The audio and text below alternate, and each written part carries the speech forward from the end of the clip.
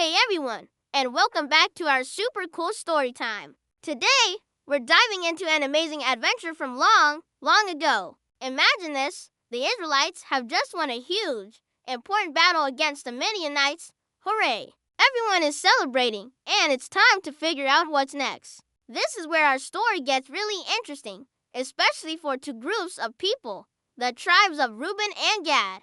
Now, the tribes of Reuben and Gad were super special because they had a lot of cows and sheep and goats. They had so many animals, more than anyone else. And what do animals love more than anything? Big, green, grassy fields to munch on all day long. As the Israelites were getting ready to cross the Jordan River and enter the Promised Land, the leaders of Reuben and Gad looked around. On the east side of the river, where they were right then, the land was perfect for their herds. It was like a giant, all-you-can-eat buffet for their cows and sheep.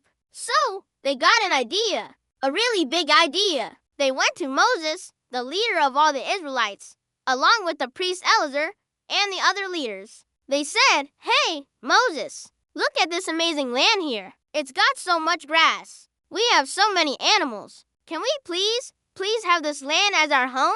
We don't need to cross the river with everyone else." Well, Moses was not happy about this at first. Not one bit. He looked at them and said, "What? You want to stay here while your brothers go across the river to fight for their land? Are you serious?" Moses was worried. He remembered a story from a long time ago when some spies had scared the people, and they refused to enter the Promised Land. He thought, oh no, if Reuben and Gad stay behind, maybe the other tribes will get scared too. They might think it's the heart and want to give up. He was afraid their choice would make everyone else lose courage. Moses told them, "Your brothers will go to war, and you will just sit here. Why would you discourage the rest of the Israelites from going into the land the Lord has given them?" He was worried that their decision wasn't just about them, but that it would affect the whole team. It was a serious moment. It seemed like their plan was going to be a big no. But the leaders of Reuben and Gad were smart and brave.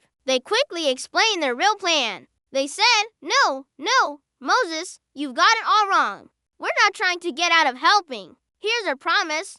We will build safe pens for our animals and towns for our families right here. Then we will grab our swords and shields and march across the river with everyone else. We will be the first ones to go into battle. We promise we won't come back to our new homes until every single one of the other tribes has their own land. We will fight alongside our brothers until the job is completely done." Another group, half of the tribe of Manasseh, who also had lots of livestock, decided to join their plan too. They were basically saying, "We'll take care of our families and animals first. But then, we're all in. We are part of the team, and we will prove it." This was a huge promise. It meant leaving their brand new homes and their families behind to go and fight, possibly for a very long time. They weren't looking for an easy way out. They were just trying to find the best solution for their unique situation, which was a whole lot of hungry cows. When Moses heard their promise, his heart softened. He saw that they were being sincere and brave, not lazy or scared. He realized they weren't abandoning their brothers. So, he made a deal with them. He said, "Okay, if you do exactly what you have promised, if you arm yourselves and go before the Lord to war, and fight until the land is conquered, then you will have fulfilled your duty. This land on the east side of the Jordan will be yours. But, and this was a big but, if you don't keep your promise, you will have sinned against the Lord, and you will face the consequences. Your sin will find you out." So, the deal was struck. The tribes of Reuben, Gad, and the half-tribe of Manasseh got to work right away. They built stone walls for their sheep and goats and started building towns for their families to live in safely. It was a huge construction project. Then, true to their word, their strongest warriors got ready for battle. They said goodbye to their families, crossed the Jordan River, and led the charge as the Israelites began their campaign to settle the land of Canaan. This whole story teaches us something really cool about teamwork and keeping promises. Reuben and Gad had a personal need.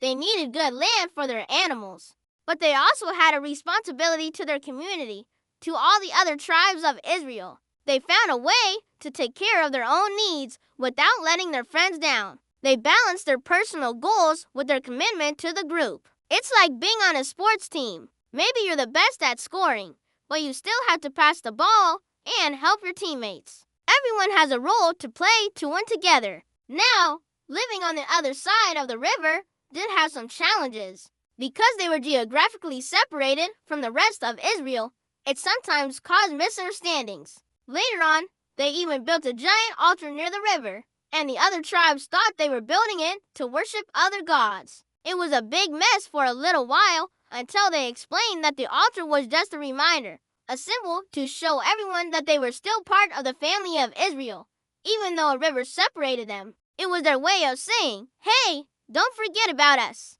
We're all in this together. Their story is a powerful reminder of how important it is to communicate and trust each other. They made a bold choice, but they backed it up with bold action. They showed their loyalty not just with words, but by being the first ones on the front lines, fighting for their brothers. And what about the battle they had just fought, the one against Midian? That battle was super important too. It wasn't just about winning land. It was about standing up for what's right and staying true to their beliefs. The conflict with Midian was a strong lesson for the Israelites about the dangers of being led astray and forgetting their promises to God. It showed them that they needed to be a holy people, set apart and dedicated. The victory was a sign of divine justice, showing that there are consequences for actions, but also that there's always a path back to doing the right thing. The story of Reuben and Gad is a tale of negotiation, compromise, and incredible loyalty.